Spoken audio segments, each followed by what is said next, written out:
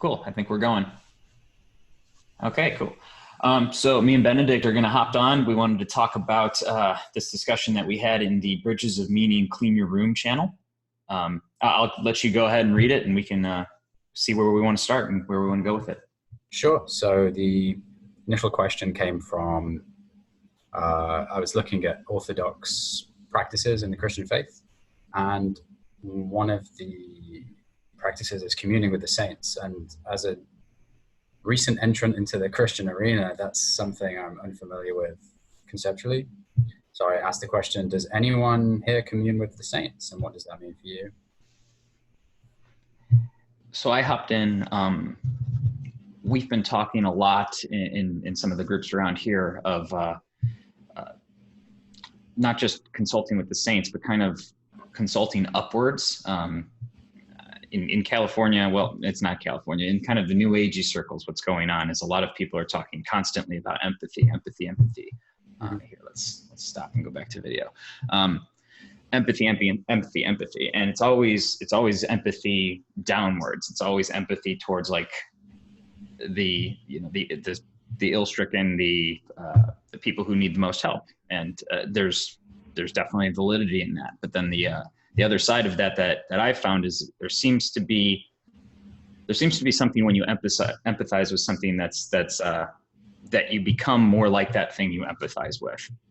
So there's a certain sense in my mind that like when you empathize only with the weak, you become weaker in and of yourself. You become more sensitive to these different things. Right.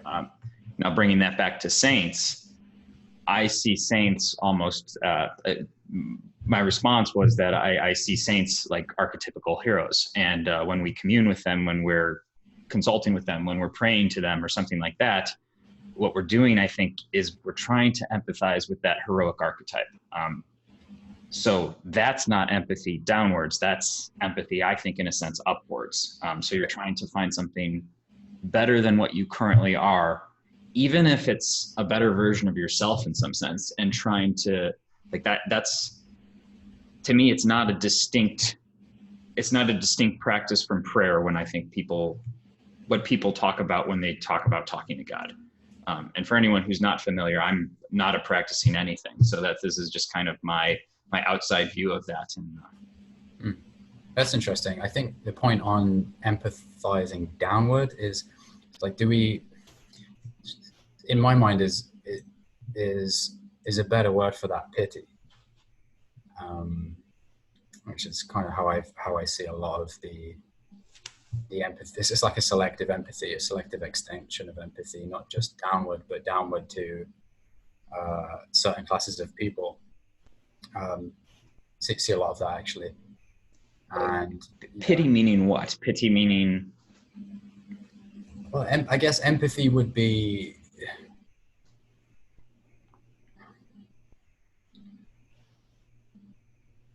Pity meaning that you're extending compassion to people because you have the assumption that their life is so much more terrible than yours. Okay. Whereas genuine empathy for me is like trying to embody the emotional reality of that person, given everything you can understand about it. And I say, like, are there any examples of downwards empathy you'd be comfortable using that we could probably?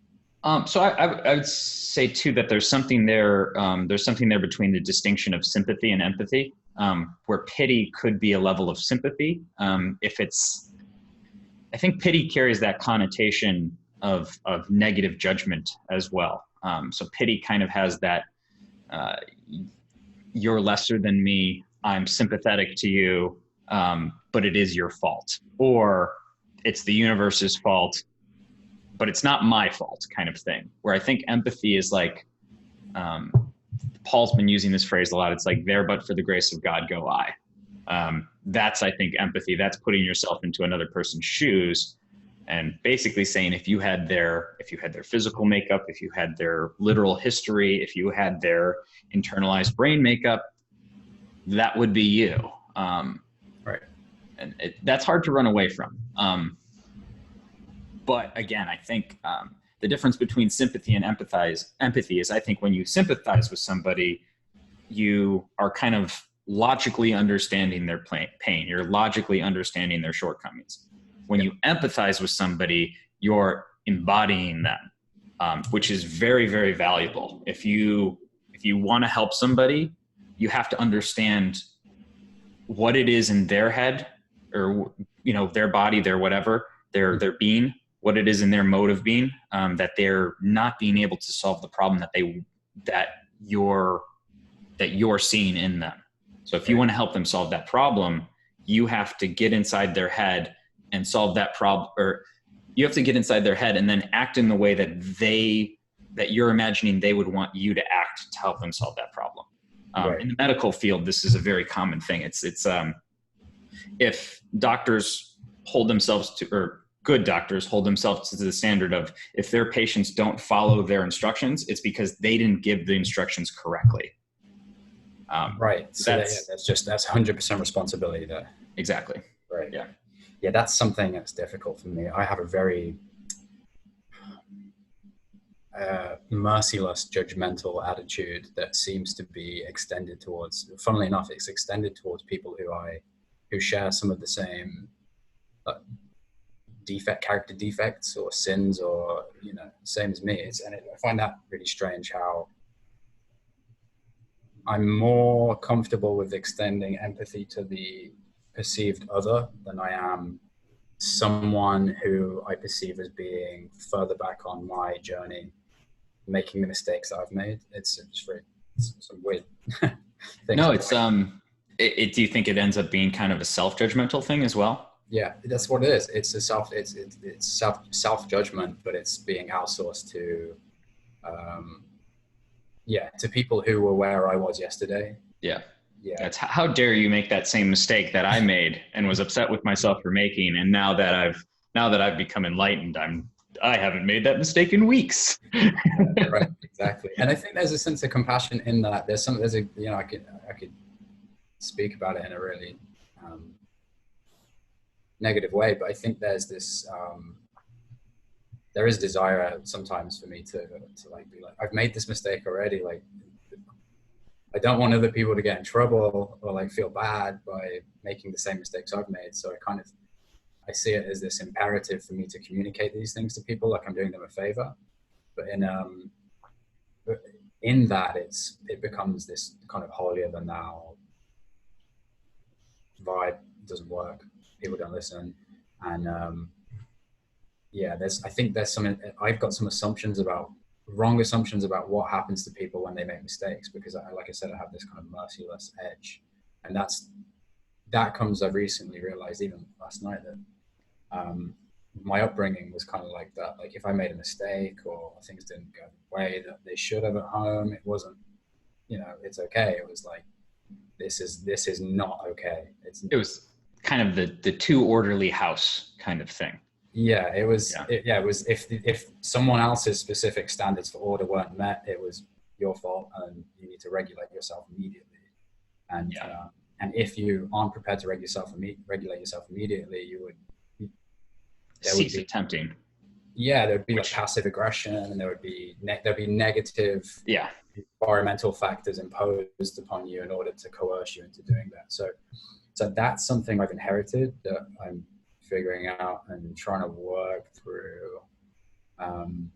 I think that's where that kind of sin of perfectionism kind of comes in.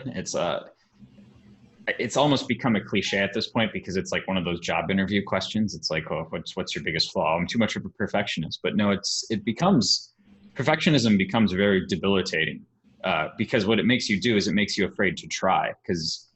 And it's not that you're afraid to try, it's that failure is unacceptable. So you only can do things that you're confident that you can do. And eventually you reach the edge of that confidence very, very quick. I mean, as a super young adult, you'll reach the edge of your confidence level and stop taking the necessary incremental risks that you need to take to continue improving. Dropping those presuppositions has been huge in my life. Right. And how did you get there? That's tough. I mean, this is the juice, isn't it? What? This is always the juice. It's like, what are the incremental steps you need to take to? No, I guess that yeah, I'm trying to come up, I'm kind of trying to come up with things that are too exact, but probably the big mindset change, and then the mindset change leads to all the other little changes that are more applicable to other people. But the thing was, I needed to put my life into narrative form. I was living my life practically day to day. These are my lists of responsibilities. These are the things I have to do. Now that I'm done with those, now all I have to do is go have fun. And then, Friday, Saturday, Sunday, I'm doing nothing. And then Monday I'm back to work. And then I have the list of things that I need to do. That was a boring story. And when I put my life into a more narrative form and said, okay, I have however many years I have, maybe those years will be cut short. Maybe those years will be, maybe something else horrible will happen and I won't have the physical or mental capabilities that I have now. All of those risks being available to me, what kind of story do I want to live day to day? Now I was very lucky. My job afforded me, the day-to-day way I was living before afforded me the access that now I can make all of these decisions. I had very little time, but extra money. And so now I'm running out of money, but I have lots of extra time. I have some time. I'm not in trouble, but it's one of those things where I've been afforded the opportunity to experiment with my life where other people have not been. And I'm going to take advantage of it and I'm going to use it. I'm not going to feel guilty about it. Right. That's interesting. Yeah. For me, it's this assumption that, I guess the resistance to this habitual routinized lifestyle that is now an imperative for me is, it's just a sense that reduces the possibility and the magic in life. I think that's the assumption most people have who have kind of a free range mindset or a behavior or they're used to that. It's that when you start imposing these restrictions, that's a cage. And learning the opposite is that there is, I think, Jocko Willink talks about it. Discipline equals freedom. Simple as that, right? It's as you routinize everything else, it's like the spaces in between start to open up. Like you find possibility in different places you didn't find it before. So it's not so much the possibility of like, what am I going to do today? Am I going to go out to this place? Am I going to do this? Or it's more, it's more of a spiritual possibility, I guess, for lack of a better word. We've kind of become addicted as a society, at least in my mind, to that unpredictable novelty that I'm going to go out and something ridiculous is going to happen to me. And it's going to be like a movie and but that's really not how life works. Unpredictable things do happen. But the Jocko Willink stuff, the discipline equals freedom, it's the taking control of all these little habits and rituals make you take control of every aspect of your life. And I'm not good at it.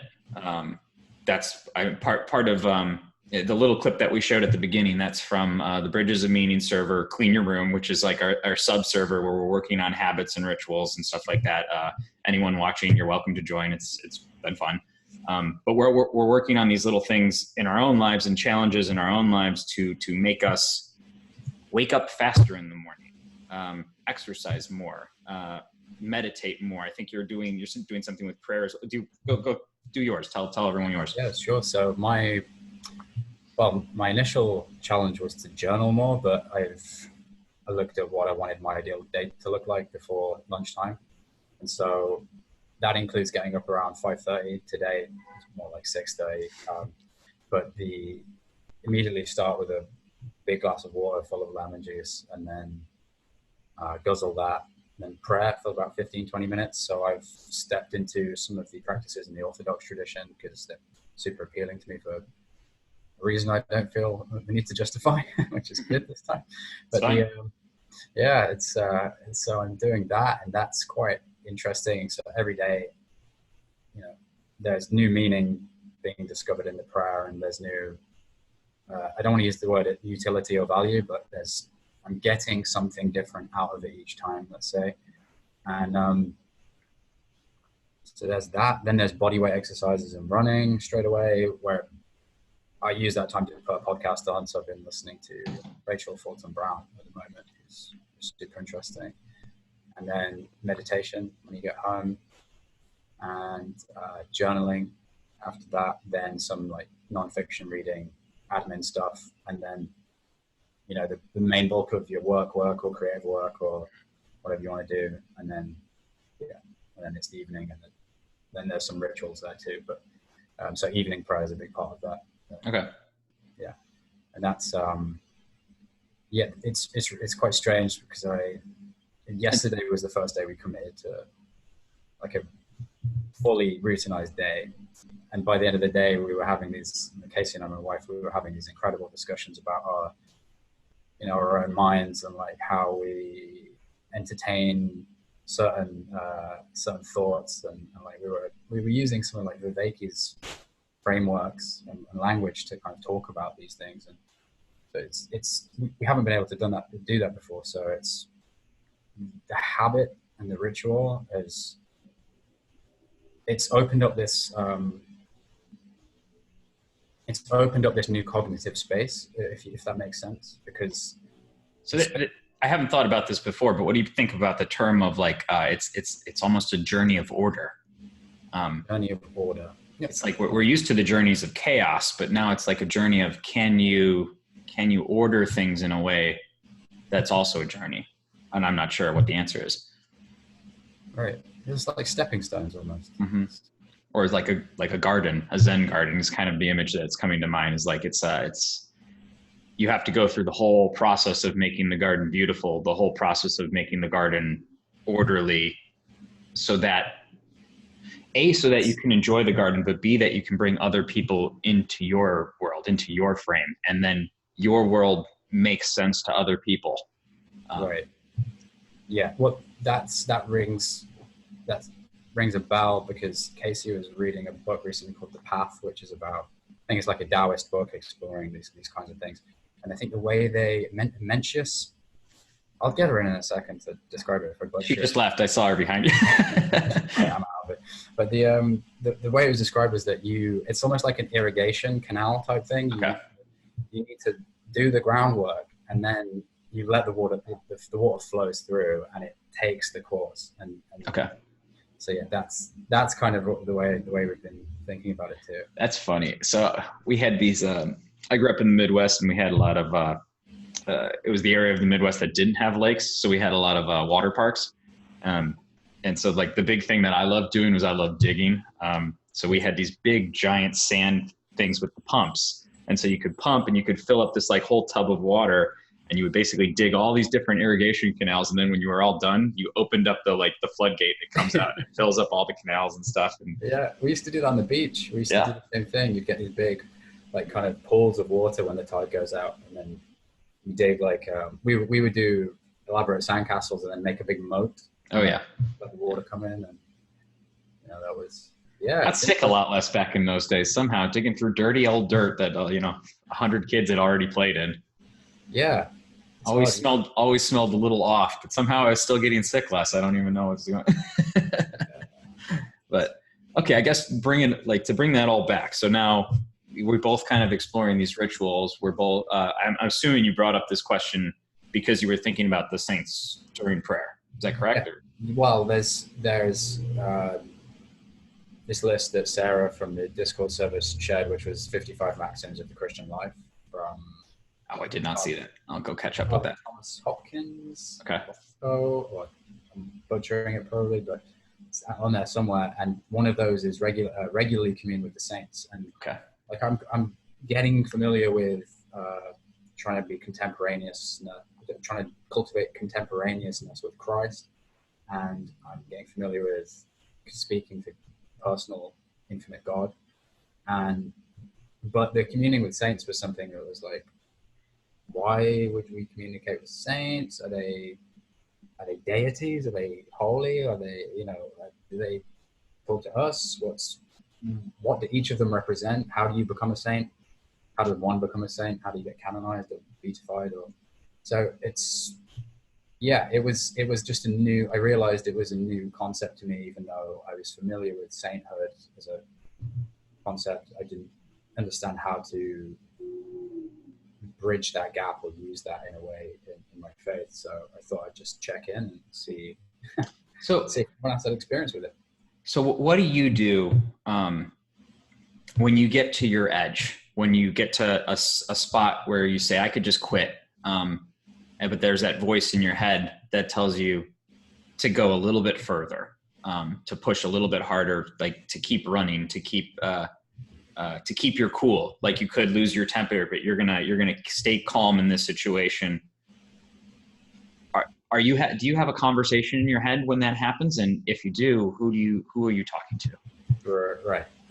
This is something I was trying to figure out yesterday, which was, seems to be a battle between, what I think it is it's reason and desire are kind of in cahoots, and they're like, all right, you want to be angry with this guy and you can rip him apart, and my reason is like, let's do this thing. Like I'm ready to bring the big tools out to knock this guy down a few pegs, or like, you know, or it's like, you know, you take it easy on yourself. Like you've been working out like every day. You should just have a cake or not run anymore.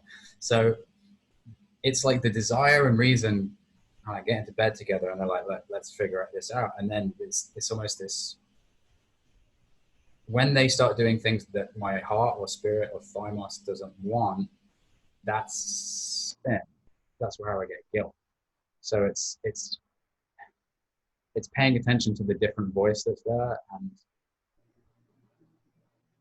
yeah, I'm not entirely sure how I do that, but I've been able to cultivate a connection to a different voice as I've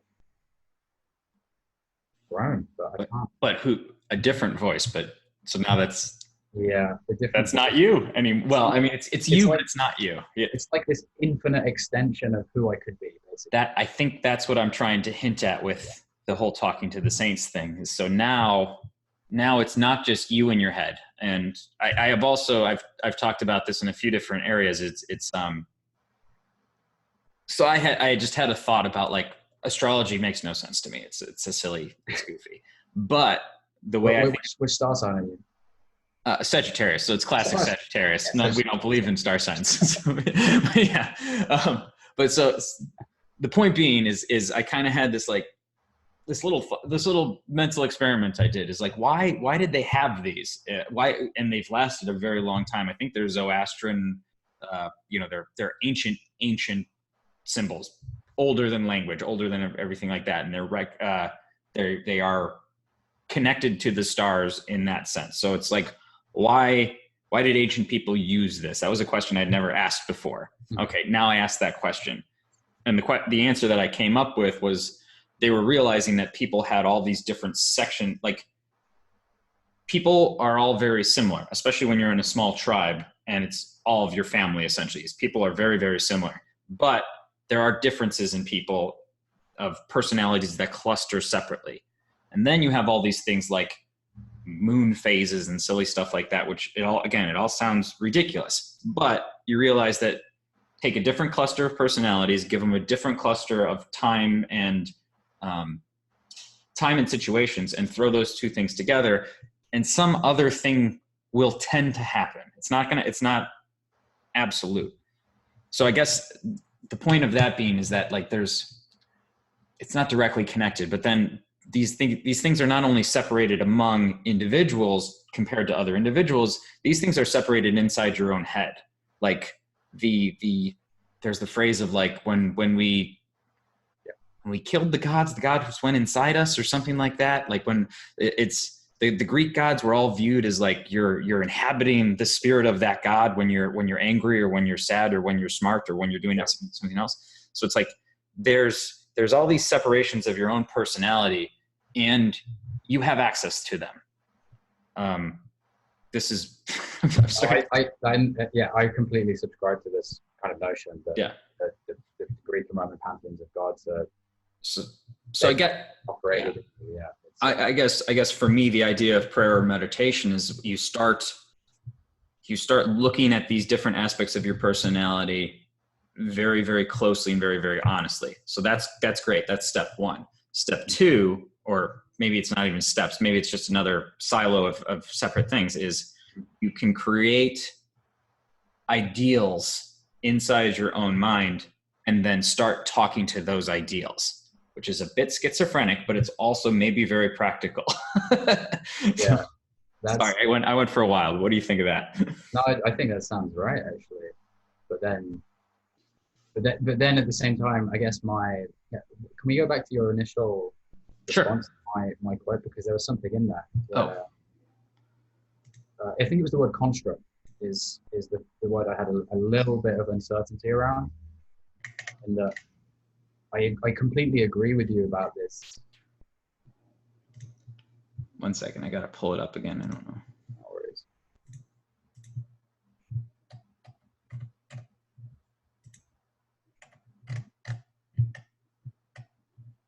Where the heck did it go? There we are. Sure. Did that pop up? Yep, it's right there. So you consult with my own constructs of those that I've lost. But that's the bit I'm not going to disagree with you, but I'd say I need a little bit of clarification on how trustworthy are your own constructs of these internal, say, manifestations of ideals, and is it possible to undertake this kind of endeavor with the wrong ideals? Like I don't know. Like demonic worship or like something like that would be a way of, possibly one way of describing that, because I think this is a really great exercise, and it's something that I'm going to start trying, actually, is like cultivating these energies or these personalities. Yeah. But that's the big risks there, right? That's the big challenge. That's the the biggest challenge of our lives. I think like that's when you talk again, I don't have any metaphysics. So I'm talking to these things that are inside my own head. Right. But, and it's new to me. But now I'm having these conversations inside my own head. I'm accessing abilities within myself that I've never had before in my life. Okay. I'm able to it expresses itself the most evidently physically. It's okay, I'm exhausted. I'm done. I can't run anymore. Every other time in my life, I just sit down. I just give up. I just stop that set. I don't do any more bench presses. I don't do any more push-ups. I don't do any more pull-ups. I give up. I go home. I take a drink of water. I relax. Why not? There's no lion chasing me. It's fine. Wow. But like lately, after I started doing this, I could go a little bit harder, and then a little bit harder than that. And then like I'm practicing sparring in the park with a friend of mine, and says like, okay, well, I'm done. I'm spent. One more round, one more round. And then after that, one more round again. Okay. And then 4 more punches, and then that's it. And then you're beyond spent. And I didn't have access to that with just the constructs that I had inside my own head. I had to talk to somebody else. Wow. Okay. I talked to that person and it worked. And when you say that person, is that someone, like, if you don't mind me asking, someone from your life, or is that an extension of you, or is that like it's Arnold Schwarzenegger? Or yeah. Well, I mean, it could be, all these motivational speakers that people listen to. You can do it through that. That works. Wow. Yeah, this is some, yeah. That's interesting. I'll leave it at that for now. At some point I'll tell more of that story, but for now, that's it. Well, I think it's a case of come and try it out, right? So yeah, I'll give it a go and see. I'll let you know how I get on with that one. Yeah. I'm excited though. It makes sense to me intuitively, and yeah, I'm excited to give it a shot. Yeah, that's interesting. How do we swing this back into the conversation about it? So I get, yeah. So I guess is it saint? Is that a saint? Yeah. Yeah. And in my mind, like That's why it's why I responded to that question in that manner. Is in my mind, yes. Yeah. Again, I'm saying that as somebody with absolutely no metaphysics, but in my mind, whatever that is that's in my head that I'm identifying with is a saint. Interesting. And that sounds heavy, and where I'm going to put this, we'll put this online, and I don't know who's going to hear that, and I don't know what they're going to think of me, but at this point, I don't even care. That's all right. Well, I'm subscribing to pretty much everything you're saying. So. There you go. Okay, great. Cool. So it's interesting. So I guess what's to bring it back to you, have you tried talking to saints? Like, have you tried praying in that method, or what if you're willing to share any of your practice, essentially, what does your prayer consist of? At the moment, it's just following like a sample prayer rule from the Orthodox faith. Can you explain just what that is? I'm not familiar, and I'm sure other people aren't. You just grab the actual prayer rule that comes up. Prayer. So it's like a daily prayer routine, essentially. So you 6 o'clock in the morning, you place an icon if you have one on a stand-in. Do you have one you're willing to share, just for the sake of example, or? We don't have an icon. Okay. Not sure. Again, that's another thing with the saints. It's like, because in my mind, it's like icon and idol. I kind of mixed it up in my mind, and it's like, all right, I'm a bit uncomfortable with taking something and I guess in my mind, it's like I would be praying. Well, at least before, I would be worried I was praying to the thing, whereas now I'm kind of developing a bit more of a sophisticated nuance. Yeah. Fair for now. Let's keep going. Yeah. So you got the icon, you light a candle, incense, whatever, and then you prostrate a couple of times, you bow, you get on the floor on your knees, and you embody this energy of humility. And I think in yoga, in my yoga practices, there's a great way of doing that through making your head hang lower than your heart. It's very symbolic. Put the reason below the heart, essentially, which helps. And after that, you've got introductory prayers. So you say the prayer to the Holy Spirit, the Trisagion prayer, I'm not sure how to say that, and the Lord's Prayer. Then are there brief summaries of those prayers, or what's in them, or it's just a specific set of words that you're trying to kind of channel a specific feeling? Or I need to go into depth on what the actual intention is behind saying these prayers. But there's also morning psalms, there's evening psalms. So in the morning you commemorate the living, in the evening you commemorate the living, you commemorate the departed as well. You have prayers that give me the strength to greet the coming day in peace. Help me to rely on your holy will. Reveal yourself to me every hour of the day. Bless my dealings with all people. It's this trying to draw this very specific energy. God's love, I imagine. So that's that. That's what I'm doing in my morning prayer and evening prayer. And is this is from the channel? You just started doing this as part of the habit forming, or you've been doing this for a while? Just last week. Okay. Kicked it off, but then this incorporated this bigger habit forming ritualized day, which is okay. So we'll start here. This is a good bookmark. We'll check in again in a couple, a week or a couple weeks or a couple months and see what's changed. Yeah. Oh yeah, definitely. Looking forward to it. I think another way of communing, it's not communing with the saints, but say if I'm exercising or if I'm working or if I'm cleaning or something, I listen to very specific types of music. And I think this is kind of the same mechanism here, is that there's something very evocative about certain types of music. When I'm doing strength training, I listen to a lot of very heavy, sludgy, doom metal. That gets me it's like I identify with the music. I meet the music halfway and I let it enter me.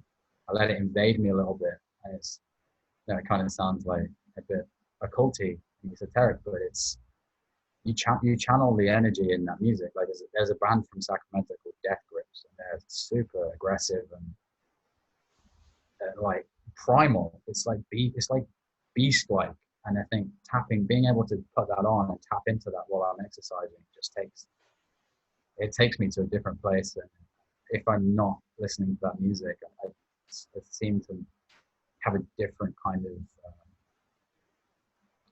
more of a limited experience there. So yeah, that's when we were talking about what you do with your exercise. That kind of speaks to me there. Now, here's an extra fun little question. When you're not, say you don't have headphones, can you access that music when it's not right there? Ooh, I'll try. Because that's something that I've been doing more recently as well. It's like I'm in situations where I'm working, like I need to do something physically incredibly stressful, right, and I don't have headphones, and it's going to sound ridiculous. Mongolian throat singing. It's amazing. Right. Yeah. It's like that. It's coming from that deep chest area, and it just completely like a straight line. But yeah, it's pretty awesome. Yeah, you actually shared a Mongolian piece of music, I think, recently. I did that originally as a joke, and then I started listening to it. I'm like, this is kind of awesome. Yeah. Mongolian folk metal. Like, you can't beat it. I've got there's I think a republic in Russia on the border of Mongolia called Tuvalu or something. Okay. But there's a band that one of the fellas in the Discord server called Nick B. He's also I've known Nick. They called her Hun He Tu, and they're like a Mongolian traditional outfit. But they have a song called Yellow Pacer, which is about like a fast horse, and it's got this like like a gallopy rhythm to it, and the going running to that is just brilliant. But yeah, I've never tried. I've been picking up a lot of like the folk music, essentially. Like it's a lot of it has a lot of empowering is not the right word, but it's like it's that pumped up music. It's like the Samoans have that, or not the Samoans. There's maybe Samoans. I think most of the island cultures have it, but it's like the haka dance or something like that. I know the New Zealanders do that.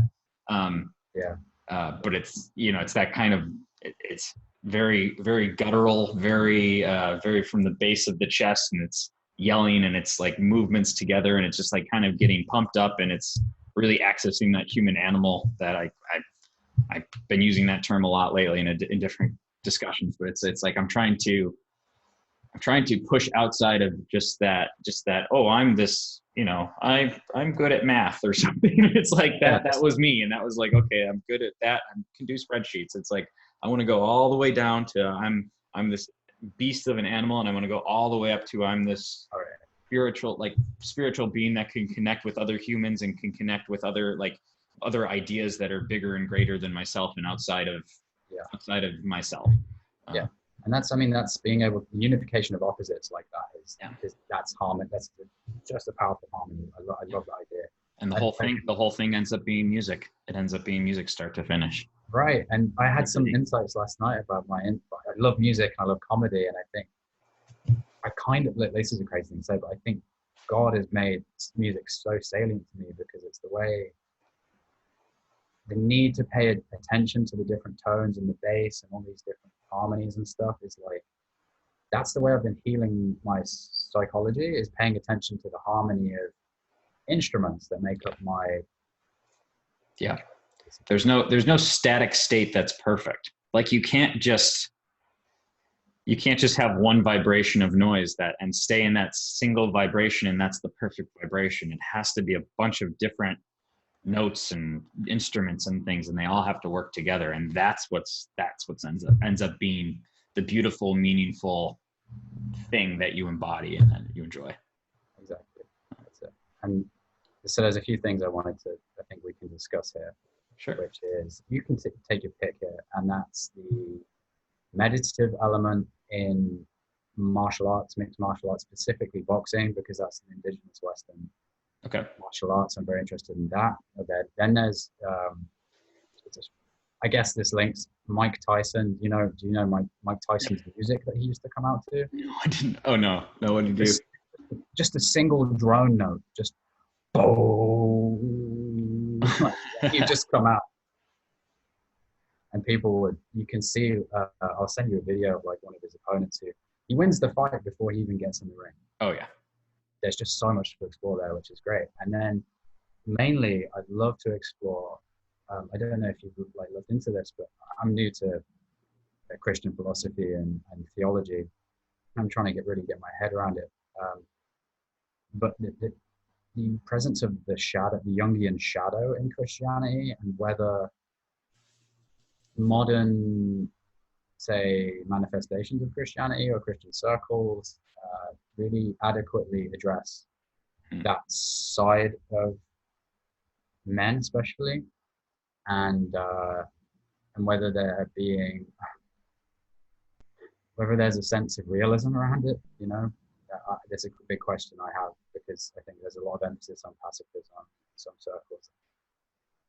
I'm unsure about where to go and what to believe, how I feel about it. Really. So yeah. Any thoughts on any? So I think anyone who's watching this later will probably be excited by all three of those topics. So I'm going to do a classic TV move and say we'll talk about those, but that'll come out in another, what are we going to call it, episode or whatever. Yep.